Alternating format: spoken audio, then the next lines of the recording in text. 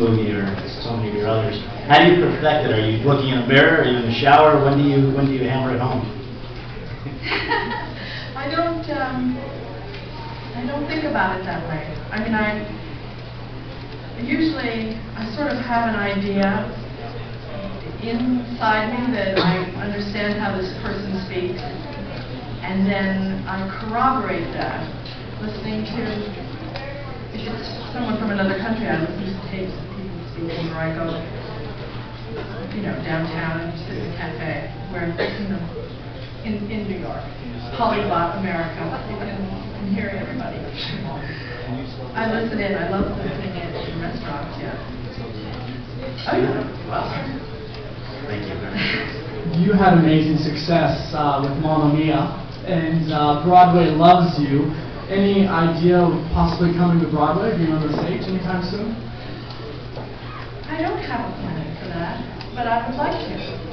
I always said that when my children grew up and went to college, that I could maybe think about doing that, and that happened this year. So I'm looking.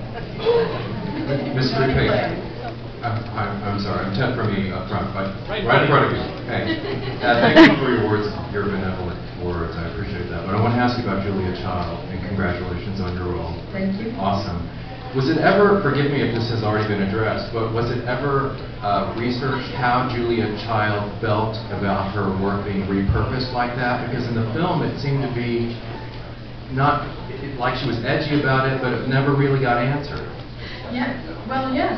In the film, we refer to accurately the fact that she, in her 90s, was not amused by the fact that Julie Powell was writing a blog about cooking her way through mastering the art of French cooking. And Julia Child was disgruntled because she felt that this person was not being serious about cuisine, which is something that Julia was a sunny personality, but she really took this quite seriously. She tried to establish a master's degree in gastronomy at Boston University, and she wanted it to be considered a serious point of study. So it was the approach, it wasn't the fact that the work was being reformatted, per se. I think it was the fact that, well, she wasn't reformatting Julia's own work.